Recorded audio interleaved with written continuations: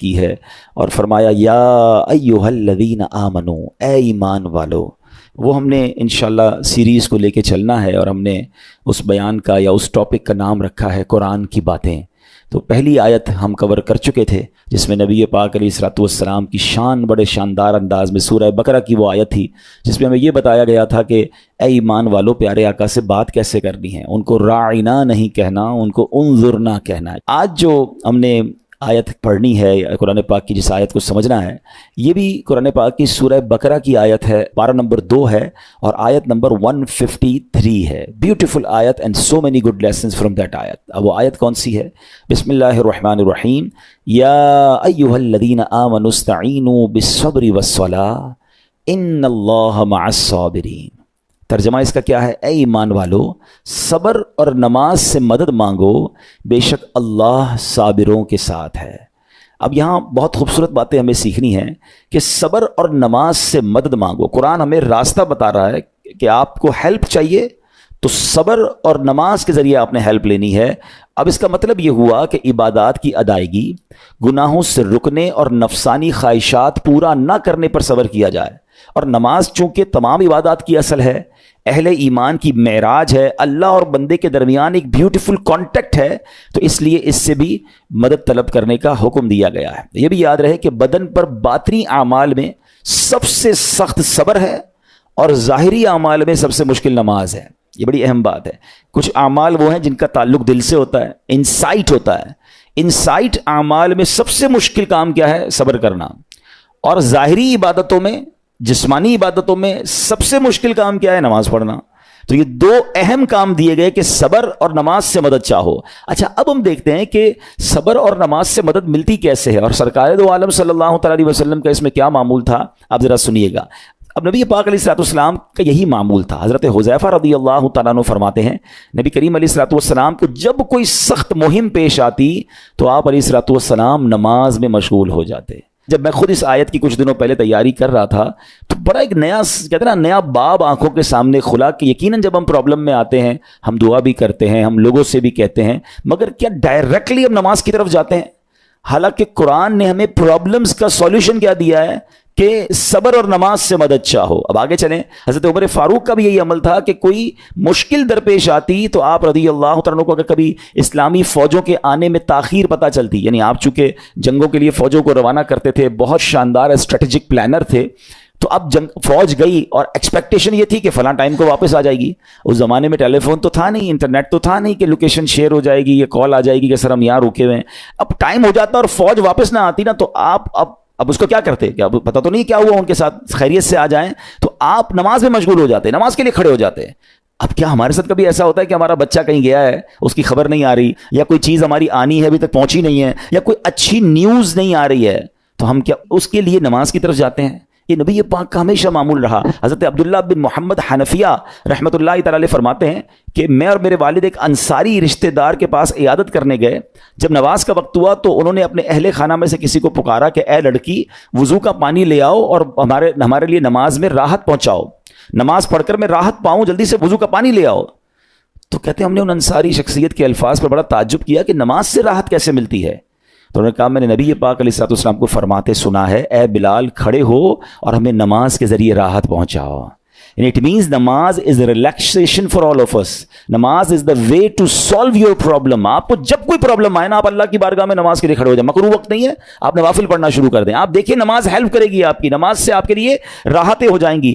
آپ کی حضرت عبد الرحمن بن عوف کتنے بڑے صحابی ہیں رضی اللہ تعالیٰ. یہ وہ صحابی ہیں کہ جو عشرہ مبشرہ میں سے بھی ہیں. and he was billionaire on that time. سب سے امیر صحابہ میں جو نام آتے ہیں وہ حضرت عثمان غنی اور حضرت عبد الرحمن بن عوف رضی اللہ تعالیٰ کے نام آتے ہیں. آپ کا ایک بار بے ہوشی، غشی طاری ہوئی، ٹھیک ہے، انکانشیس ہو گئے آپ. تو آپ کی والدہ نے کیا کیا؟ آپ کی والدہ، لوگ سمجھے کہ آپ کی جان نکل گئی ہے، آپ کی والدہ مسجد کی طرف چل پڑیں تاکہ وہاں جا کے نماز پڑھیں اور اس سے مدد حاصل کریں. جب حضرت عبد الرحمن بن عوف کو ہوش آیا نا تو لوگوں نے کہا کہ آپ کی طبیعت کیسی ہے؟ تو آپ نے کہا کیا مجھ پر غشی طاری ہو گئی تھی ہیں؟ تو کہا جی. تو کہتے ہیں بے شک میری بے ہوشی میں میرے پاس 2 فرشتے آئے اور کہنے لگے تم چلتے نہیں کہ ہم تمہیں خدا کی بارگاہ میں لے جائیں اور تمہارے بارے میں فیصلے لیے جائیں. دوسرے فرشتے نے کہا انہیں لوٹا دو، یہ ان افراد میں سے ہے جن کے لیے ان کی ماؤں کے پیٹ میں ہی سعادت مندی لکھ دی گئی تھی. اور ان قریب اللہ تعالیٰ ان کے ذریعے ان کی اولاد کو جب تک چاہے گا نفع دے گا. اس کے بعد آپ رضی اللہ تعالیٰ عنہ 1 مہینہ مزید زندہ رہے, اس کے بعد انتقال ہوا. تو پتہ چلا کہ آپ کی والدہ نے نماز پڑھی, اللہ سے مدد مانگی, اور آپ کو اللہ نے ایک نئی زندگی عطا فرمائی. تو آپ اپنی زندگی میں اس پریکٹس کو آج اس آیت سے دیکھیں. ہم نے کرنا کیا ہے, ہم جب بیان میں آئیں تو صرف بیان نہیں سننا ہے, ہم نے اللہ نے مجھے کہا کیا ہے. ہم اس ٹاپک کو لے کے اسی لیے چل رہے ہیں نا کہ میرے رب نے ڈائریکٹلی مجھ سے کیا بات کی ہے. تو آج اس آیت میں یہ لیسن مل رہا ہے کہ جب کسی پرابلم میں ہیں, کلیمٹی میں ہیں, تو اللہ کی طرف جانا ہے اور نماز سے مدد چانی ہے. وَاسْتَعِينُوا بِالصَّبْرِ وَالصَّلَاةِ. اچھا اب آپ دیکھیں پیارے آقا کی نماز کی کیسی عادت تھی. بادل گرجتے تھے, آندھی چلتی تھی, کسی بری خبر کی اطلاع آ رہی ہوتی تھی, نبی پاک نماز کی طرف چلے جاتے. اچھا مجھے بتائیں نماز استسقاء کیا ہے؟ بارش نہیں ہو رہی ہے, پیارے آقا نماز پڑھا رہے ہیں. سورج گہن ہو رہا ہے, نبی پاک نماز پڑھا رہے ہیں. چاند گہن ہو رہا ہے, پیارے آقا نماز کی طرف. یعنی کس قدر اللہ کی طرف رجوع ہے. And whenever anything bad happen یا گوئنگ ٹو بیڈ ہیپن, ہونے والی لگ رہی ہے, کچھ بڑا ہونے والا ہے. ہمیں بھی تو خبریں آ رہی ہوتی ہے نا کہ بھائی کل بہت شدید بارش ہوگی, اللہ نہ کرے کوئی اور بری خبر ایکسپیکٹیشن ہے, آپ کو کاروبار میں کوئی ایسی خبر آنے کا ڈر ہے, یا آپ کی کوئی شپمنٹ جاری ہے, واٹ ایور آپ چاہتے ہیں ہر چیز بہتر ہو جائے. قرآن نے فارمولا دیا نا, وَاسْتَعِينُوا بِالصَّبْرِ وَالصَّلَاةِ. اللہ نے ڈائریکٹلی مجھے اور آپ کو کہا ہے. تو from now on words make your practice کہ میں نے انشاءاللہ نماز سے مدد لینی. اور آپ اپنی آنکھوں سے دیکھیں گے, اور آپ اللہ سے عرض بھی کریں کہ اللہ تو نہیں قرآن میں کہا ہے مدد لے, میں نے کھڑا ہو گیا نماز کے لیے. تو نماز سے آپ نے مدد لینی ہے. اچھا اب اس کے بعد آیت کا جو سیکنڈ پارٹ ہے کہ صبر سے بھی مدد لینی ہے. اور آگے کیا فرمایا, ان اللہ مع الصابرین, اللہ صابروں کے ساتھ ہے. سبحان اللہ. اس کا مطلب یہ ہوا کہ اللہ تعالیٰ اپنے علم و قدرت کے ساتھ ویسے تو ہر کسی کے ساتھ ہے, لیکن یہاں صبر کرنے والوں کا خاص ذکر اس لیے ہوا تاکہ انہیں معلوم ہو جائے کہ اللہ تعالیٰ ان کی مشکلات کو دور فرما دے گا.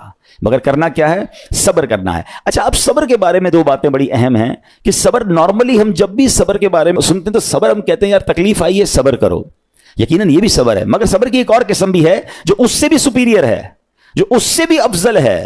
اور وہ کیا ہے, گناہ کے لیے دل چاہے, حرام کے لیے دل چاہے, نفسانی خواہشات برا کام کروانا چاہ رہی ہیں, اور بندہ اس پر صبر کرے. یہ صبر جو ہے نا یہ شریعت کو اور محمود ہے اور بڑا افضل ہے کہ انسان کو جی چاہے کہ فلاں گناہ کرنا ہے مگر وہ اس پر صبر کرے. اور دوسرا صبر وہی ہے جو ہم جانتے ہیں کہ کوئی مصیبت آ جائے, کوئی آفت آ جائے, کوئی ہمارا اللہ نہ کرے کسی سے لڑائی ہو جائے, ہمیں کوئی برا بلا کہے, ہم اسے معاف کر دیں, صبر کریں. یا جسمانی تکلیف ہے, کاروبار میں پرابلم ہے, ہم اللہ کی رضا پر راضی رہیں. تو یہ 2 قسم کے صبر ہیں. اور جب کوئی بندہ صبر کرتا ہے نا تو قرآن و حدیث اور بزرگان دین کے اقوال سے میں اب آپ اس کے 10 فائدے بتانا چاہتا ہوں. میں کہتا جاؤں گا, آپ اللہ کے ذکر کی نیت سے سبحان اللہ بھی کہتے رہیں, جنت میں درخت بھی لگاتے رہیں. ٹھیک ہے. اللہ تعالیٰ صبر کرنے والوں کے ساتھ ہے. صبر کرنے والے کو اس کے عمل سے اچھا اجر ملے گا, صبر کرنے والے کو بے حساب اجر ملے گا. صبر کرنے والوں کی جزا دیکھ کر قیامت کے لوگ حسرت کریں گے. صبر کرنے والے رب کریم کی طرف سے درود و ہدایت اور رحمت پاتے ہیں. صبر کرنے والے اللہ کو محبوب ہیں. صبر آدھا ایمان ہے. صبر جنت کے خزانوں میں سے ایک خزانہ ہے. صبر کرنے والے کی خطائیں مٹا دی جاتی ہیں, اور صبر ہر بھلائی کی کنجی ہے. اب آتے ہیں ان دونوں صبر کو تھوڑا سا ڈیفائن کرتے ہیں. ایک نفسانی خواہشات, گناہ کا جی چاہتا ہے, کیونکہ نفس ہے نا وہ تو ہر وقت موج مستی چاہتا ہے, وہ تو ہر وقت چاہتا ہے جناب بس یہ بھی کام کر لوں وہ بھی کر لوں. اب مجھے یہ دیکھنا ہے کہ میرا یہ کام اللہ کو راضی کرے گا یا رب کو ناراض کر دے گا. لیکن جو نفسانی خواہشات پر صبر کرتا ہے نا, گناہ سے اپنے آپ کو بچاتا ہے. قرآن کیا کہتا ہے, وَأَمَّا مَنْ خَافَ مَقَامَ رَبِّهِ وَنَهَى النَّفْسَ عَنِ الْهَوَىٰ فَإِنَّ الْجَنَّةَ هِيَ الْمَأْوَىٰ. اور رہا وہ جو اپنے رب کے حضور کھڑے ہونے سے ڈرا اور نفس کو خواہش سے روکا تو بے شک جنت ہی اس کا ٹھکانہ ہے. دل چاہ رہا ہے, شیطان کہہ رہا ہے کر لے, کوئی دیکھنے والا نہیں ہے, علاقہ بھی چینج کر لیا, شہر بھی تبدیل ہو گیا, nobody here to watch you, مگر اللہ دیکھ رہا ہے. اچھا نارملی اگر غور کریں ہم گناہ کرتے کیوں ہیں, جتنے بھی گناہ ہیں, what ever the list of گناہ اٹھائیے, کوئی شراب پیتا ہے, کوئی بدکاری کرتا ہے, معاذ اللہ, کوئی جوا کھیلتا ہے, کوئی جناب بے حیائی کرتا ہے, گندی چیزیں دیکھتا ہے یا جھوٹ بولتا ہے, واٹ ایور, ان تمام گناہوں میں تھوڑی سی لذت ہے, ٹیسٹ. ٹھیک ہے, غیبت میں بھی ٹیسٹ ہے, بلکہ کتابوں میں آیا کہ غیبت میں شراب سے بھی زیادہ مزہ ہے, جبھی تو بندہ چھوڑتا نہیں ہے. اچھا لیکن یہ تمام ٹیسٹ میں ایک بڑی اہم بات اب میں کہنے جا رہا ہوں. یہ بزرگ نے بڑی کمال کی 1 لائنر ہمیں دے دیا ہے. وہ کہتے ہیں کبھی بھی لذت کے لیے گناہ مت کرنا, کیونکہ لذت ختم ہو جائے گی, گناہ کا جواب اور پنشمنٹ باقی رہ جائے گی. اب آپ اس فارمولے کو سامنے رکھیں کہ جب بھی ہم گناہ کرتے ہیں فیو منٹس یا فیو آورز کی ایک انجوائمنٹ ہے, آفٹر دیٹ انجوائمنٹ ختم. مگر اس کا جواب باقی ہے, عذاب باقی ہے, اللہ نہ کرے اللہ ناراض ہوا تو پنشمنٹ باقی ہے. تو کیا فرمایا, انجوائمنٹ کے لیے گناہ مت کرنا, انجوائمنٹ ختم ہو جائے گی, عذاب باقی رہ جائے گا. اور اگلا سینٹنس کتنا خوبصورت ہے, فرماتے ہیں کبھی بھی تکلیف کی وجہ سے نیکی مت چھوڑنا, تکلیف ختم ہو جائے گی, اجر باقی رہ جائے گا.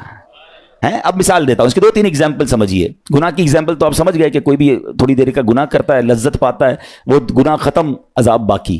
اب نیکی میں کیا ہوتا ہے, فجر کے لیے اٹھنا, نیند آ رہی ہے, دل نہیں چاہ رہا, آپ اٹھے, آپ نے وضو کیا, فجر پڑا, وہ اٹھنے کی تکلیف تو ختم ہو گئی نا, واپس سونا تو سو جائیے, مگر فجر کا اجر اور ثواب باقی رہ گیا ہے. رمضان کے روزے ڈیفیکلٹ ہیں, لیکن افطار کے بعد تکلیف ختم ہو جاتی ہے, ہم کھاتے پیتے ہیں, موج کرتے ہیں, مگر ثواب باقی رہ جاتا ہے. کبھی کبھی آپ کو کوئی مسجد کے میں بلاتا ہے, یار چلو بھائی بیان ہو رہا ہے, اجتماع ہو رہا ہے, کوئی نیکی کی بات ہو رہی ہے, نہیں یار دل نہیں چاہ رہا, آپ آ گئے, آدھے 1 گھنٹہ بیٹھے, پھر چلے گئے, وہ آپ کا جو ٹینشن تھا یا پریشر تھا وہ ختم ہو گیا, مگر ثواب باقی رہ گیا. تو اب اس فارمولے کو یاد رکھیے گا, جب بھی گناہ آپ کی طرف آئے نا, آپ سوچیں کتنی دیر کا فائدہ ہے, 1 گھنٹہ دوستوں کے ساتھ بیٹھوں گا, بری باتیں کروں گا, 2 گھنٹے فلم دیکھوں گا, 2 ڈھائی 3 گھنٹے, بس اس کے بعد جواب تو باقی ہے نا, قیامت تک اللہ کو جواب دینا پڑے گا. نہیں یار مجھے انجوائمنٹ کے لیے گناہ نہیں کرنا ہے. اور جب کوئی نیکی کا کام آئے اور آپ کو لگے یار دل نہیں چاہ رہا, مزہ نہیں آ رہا, بوریت ہوگی, چھوڑنا یار, تو بندہ سوچے کتنی دیر کی نیکی ہے, آدھے گھنٹے کی, 1 گھنٹے کی, بس 2 گھنٹے کی, اور ثواب باقی رہ جائے گا. Let's do it. اگر یہ بات سمجھ آ گئی نا آپ کو, تو انشاءاللہ دیکھیے گا گناہ سے بچنا اور نیکیاں کرنا آسان ہو جائے گا. تو اب کیا فرمایا قرآن نے کہ جس نے اپنے نفس کو روکا, کیا خوبصورت آیت ہے, وَأَمَّا مَنْ خَافَ مَقَامَ رَبِّهِ وَنَهَى النَّفْسَ عَنِ الْهَوَىٰ, اور رہا وہ جو اپنے رب کے حضور کھڑے ہونے سے ڈرا اور نفس کو خواہش سے روکا, تو بے شک جنت ہی اس کا ٹھکانہ ہے. اور ایک اور جگہ کمال سے فرمایا, وَلِمَنْ خَافَ مَقَامَ رَبِّهِ جَنَّتَانِ, مبارک ان کو جو اللہ سے ڈرتے ہیں نا, صبر کرتے ہیں, گناہ نہیں کرتے, رک جاتے ہیں. قرآن کہتا ہے جو اپنے رب کے حضور کھڑے ہونے سے ڈرے اس کے لیے 2 جنتیں ہیں, 1 نہیں 2 جنتیں ہیں. سورہ رحمان کی آیت ہے.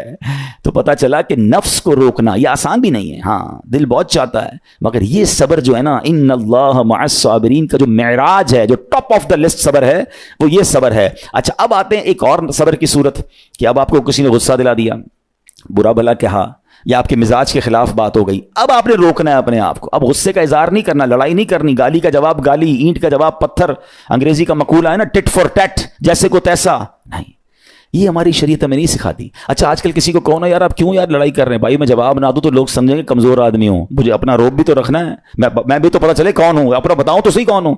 سچی بات پتہ ہے کیا ہے, جو ٹٹ فور ٹیٹ کرتا ہے, گالی کا جواب گالی سے دیتا ہے نا, وہ واقعی بتا دیتا ہے وہ کون ہے, وہ اپنا تعارف کروا رہا ہوتا ہے کہ یہ بھی ایسا ہے, میں بھی ویسا ہی ہوں. او بھائی. اچھا پھر ایک اور عجیب جملہ بڑا مشہور ہے آج کل, جناب ہم شریف کے ساتھ شریف ہیں, ہم بدماش کے ساتھ بدماش ہیں.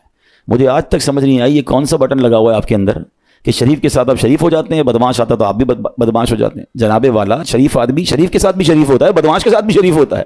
جب بھی تو وہ غلط آدمی اچھا ہوگا نا.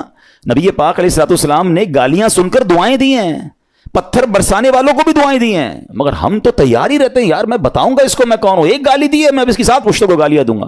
تو پھر آپ بھی ویسے ہی ہو گئے نا جناب. حدیث پاک کیا ہے, ہو از مور اسٹرانگر, ہو از مور پاورفل. اللہ کے حبیب علیہ الصلوۃ والسلام فرماتے ہیں کہ بہادر وہ نہیں, یہ بخاری شریف کی حدیث ہے, بہادر وہ نہیں جو پہلوان اور دوسرے کو پچھاڑ دے, بلکہ بہادر وہ ہے جو غصے کے وقت اپنے آپ کو قابو میں رکھے. اصل بہادری یہ ہے. تو اگر آپ نے واقعی صبر سے مدد لینی ہے, ان اللہ مع الصابرین کا مجدہ لینا ہے, تو بدلے نہیں لینا ہے, معاف کرنا ہے. ذرا مل کر میرے ساتھ شب قدر کی دعا دہرائیے گا, اللہم انک عفو کریم تحب العفو فاعف عنی, اللہم انک عفو کریم تحب العفو فاعف عنی, اللہم انک عفو کریم تحب العفو فاعف عنی. واٹ از دا میننگ, اس دعا کا معنی کیا ہے؟ اللہم انک عفو, اے اللہ تو معاف کرنے والا ہے, تحب العفو, معافی کو پسند کرتا ہے, فاعف عنی, اللہ مجھے بھی معاف کر دے. ہم کیا کہہ رہے ہیں اللہ سے, اللہ مجھے معاف کر دے اور میرے سارے اگلے پچھلے گناہ معاف کر دے. مگر دیر از اے کوسچن, آپ نے معاف کر دیا سب کو؟ بندہ کہتا نہیں میں تو انتظار میں بیٹھا ہوں, میں تو موقع کی تلاش میں, بس موقع ملے پھر بتاؤں گا میں کون ہوں. ہاتھ میں آ نہیں رہا بندہ, ٹرائی کر رہا ہوں کسی جگہ آ جائے, بس کوئی اس کے پیسے ویسے آ جائیں, کوئی اس کا معاملہ میرے پاس آ جائے, بس پھر دیکھو کیا کرتا ہوں. بیٹھے اس انتظار میں بیٹھے بہت سارے لوگ, کمال ہے یار. یعنی دشمنیاں پالی ہوئی ہیں, رشتہ داریاں کاٹی ہوئی ہیں, دوستوں کے پاس جا نہیں رہے ہیں, میاں بیوی میں لڑائی ہے, ایک سوری کے لیے بیوی گھر بیٹھی ہے, وہ کہتی شوہر سوری کہہ دے تو میں آ جاؤں گی, شوہر کہتا ہے بیوی معافی مانگ لے تو میں لے آؤں گا. ارے بھائی کوئی بھی آگے بڑھ کے معافی کر لو بھائی, اللہ سے معافیاں مانگ رہے ہو, بندوں کو معاف کرنے کے لیے لیے کوئی تیار نہیں ہے. مجھے خود بتائے نا یہ کیسی دعا ہے کہ اے اللہ تو مجھے معاف کر دے, میں نے کسی کو معاف نہیں کرنا. یہ بنتی ہے دعا؟ اللہ سے پتہ ہے کیا کہیں, اے اللہ میں نے بندہ ہو کر تیرے سارے بندوں کو معاف کر دیا ہے, تو سب سے بڑا معاف کرنے والا ہے نا, اللہ تو بھی مجھے معاف کر دے. Look at the way to talk. یہ مزہ ہے نا بات کرنے کا, پھر دعا کرنے کا لطف بھی آئے گا آپ کو. تو دشمنیاں نہ رکھیں, غصے پر قابو پائیں, معاف کریں. ایک حدیث سن لیجئے, لرزا دیتی ہے, ڈرا دیتی ہے. اللہ کے نبی علیہ الصلوۃ والسلام فرماتے ہیں جو رحم نہیں کرتا اس پر رحم نہیں کیا جاتا. حدیث کا خلاصہ ہے. اور جو معاف نہیں کرتا اسے معاف نہیں کیا جاتا. اب بتائیے, ہم معاف کرتے ہیں, ہم رحم کرتے ہیں, ہم کہتے ہیں اللہ ہم پر رحم کرے, ہم کسی پر رحم نہ کریں. نہیں ہوگا رحم, پہلے اپنے اندر تو لائیے یہ باتیں. اب ایک آیت سنیے گا اس کے تحت ایک واقعہ, اور پھر میں بیان کو کنکلوڈ کرتا ہوں. اللہ کریم ارشاد فرماتا ہے الذین ينفقون فی السراء والضراء والکاظمین الغیظ والعافین عن الناس واللہ یحب المحسنین. قرآن میں رب فرماتا ہے جو خوشحالی اور تنگ دستی میں اللہ کی راہ میں خرچ کرتے ہیں. یہ بڑی خوبصورت بات ہے. یہ غریب اسلامی بھائیوں کے لیے بھی مدنی پھول ہے. امیر تو خرچ کرتا ہے نارملی, غریب خرچ نہیں کرتا اللہ کی راہ میں. ہمارے قبلہ مفتی قاسم صاحب نے تفسیر قرآن صراط الجنان میں ایک بڑی پیاری بات لکھی. آپ کہتے ہیں پوری دنیا کے امیروں کا سروے کر لینا, ان کی جو پیسے بڑھنے کی ایک وجہ یہ بھی ہوتی ہے کہ وہ کہیں نہ کہیں چیریٹی کر رہے ہوتے ہیں, مدد کر رہے ہوتے ہیں. وہ مدد اور وہ نیکی ان کے پیسے بڑھا رہی ہوتی ہے. اور پوری دنیا کے غریبوں کا سروے کریں تو ان میں سے بڑی تعداد وہ جو خرچ ہی نہیں کرتی ہے اللہ کی راہ میں. کہتے ہیں ہم کیا خرچ کریں, ہم تو غریب ہیں, ہم پر لوگ خرچ کریں. میں آپ کو فارمولہ دے رہا ہوں اور یہ قرآن سے دے رہا ہوں. جو تنگی میں بھی اللہ کی راہ میں خرچ کرتے ہیں, جو خوشحالی میں بھی خرچ کرتے ہیں. آپ تنگی میں آپ روپیہ خرچ کریں, یہ نہیں کہتے آپ 10,000 روپے خرچ کریں, جتنی آپ کی حیثیت. یہ کاروبار ہے, آپ 1 روپیہ دیں گے اور آئے گا, آپ 10 روپے دیں گے اور آپ کسی نہ کسی نیکی کے کام میں خرچ کرتے رہیں, آپ غربت سے باہر آ جائیں گے. If you want to take out yourself from that problem, آپ آئیں اللہ کی راہ میں خرچ کرنا شروع کریں. قرآن کہہ رہا ہے کہ جو تنگی اور خوشحالی میں اللہ کی راہ میں خرچ کرتے ہیں. اور اگلا پارٹ کتنا خوبصورت ہے, فرمایا والکاظمین الغیظ والعافین عن الناس. فرمایا اور غصہ پینے والے اور لوگوں سے درگزر کرنے والے. انعام کیا ہے, واللہ یحب المحسنین, اور اللہ نیک لوگوں سے محبت فرماتا ہے. اور پھر ہاں زندگی میں کلیمٹیز, پرابلم, بیماریاں, مشکلیں, قرآن خود کہتا ہے کہ من قریب تمہیں آزمائیں گے. کبھی بیماری آئے گی, کبھی بھوک آئے گی, کبھی مال کم ہو جائیں گے, کبھی ڈسٹربنس آئے گی, خوف آ جائے گا.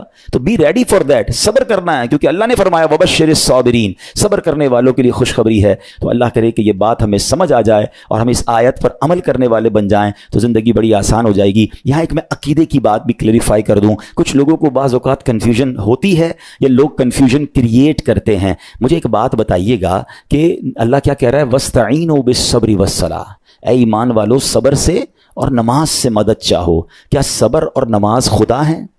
بتائیے, نہیں ہے نا, اللہ تو نہیں ہے. ہم صبر اور نماز کی عبادت تو نہیں کرتے. تو جب قرآن کہہ رہا ہے کہ صبر اور نماز سے مدد مانگو, تو غیر اللہ سے مدد مانگنے کا درس تو ہمیں قرآن دے رہا ہے. تو اس کا مطلب یہ ہوا کہ اللہ کے سوا کسی چیز سے یا کسی شخصیت سے مدد لینے کا مقصد یہ نہیں ہوتا کہ ہم اس کی عبادت کر رہے ہیں. اگر آج کے دور میں کوئی اللہ کے نبی سے کہتا ہے کہ یا رسول اللہ انظر حالنا, یا بھر دو جولی میری یا رسول اللہ, تو یہاں کوئی شرک کی بات نہیں ہے. کیوں کہ یہاں یہ نیت نہیں ہے کہ ہم ان کو خدا مان رہے ہیں, یا یہ بھی نیت نہیں ہے. ایک بات, ایک عقیدہ کلیئر کر دیتا ہوں. پوری دنیا میں عاشقان رسول کا یہی عقیدہ ہے کہ کوئی نبی, کوئی صحابی, کوئی ولی اپنی طرف سے کسی کو کچھ نہیں دے سکتا. وہ سب رب کے محتاج ہیں, اللہ کسی کا محتاج نہیں ہے. جو اللہ کا ہے وہ اس کا اپنا ہے. ہاں اللہ نے اپنے مخصوص بندوں کو کچھ عطائیں کی ہوئی ہیں, کچھ پاورز دیے ہوئے ہیں, وہ اللہ کی عطا سے اگر کسی کو تقسیم کرتے ہیں تو اس میں کوئی پرابلم نہیں ہے. قرآن کہہ رہا ہے اے ایمان والو صبر اور نماز سے مدد چاہو. یہاں ایک اور بات سمجھنی ہے. دنیاوی طور پہ بھی کیا ہوتا ہے کہ آپ کسی باس ہوتا ہے اپنے کسی مینیجر کو پاور آف اٹارنی دے دیتا ہے کہ یہ تمہارے پاس اس پراپرٹی کا پاور ہے, تمہارے پاس فلاں چیز کا پاور ہے. وہ اس پاور کے بہاف پر وہ کام کر دیتا ہے, مگر کوئی یہ نہیں کہتا کہ he is the owner. Actually he have attorney, he have power of attorney. بالکل ہمارا بھی عقیدہ یہ ہے کہ اللہ نے اپنے کچھ مخصوص بندوں کو, اپنے پیاروں کو کچھ اختیارات عطا فرمائے ہیں, اور جب وہ ان اختیارات پر عمل کرتے ہیں تو ایکچولی وہ اللہ ہی کی عطا ہے. ہاں دنیا میں اگر کوئی یہ سمجھتا ہے کہ کوئی شخصیت یا کوئی بزرگ یا کوئی اللہ والے اپنی طرف سے دیتے ہیں, رب کا اس میں کوئی دخل نہیں, تو یہ شرک ہے, یہ بات درست نہیں ہے. ہمارا سب کا عقیدہ یہ ہے کہ جو کچھ دنیا میں اگر کسی ولی, نبی, صحابی کے پاس ہے وہ رب کا دیا ہوا ہے, رب کی عطا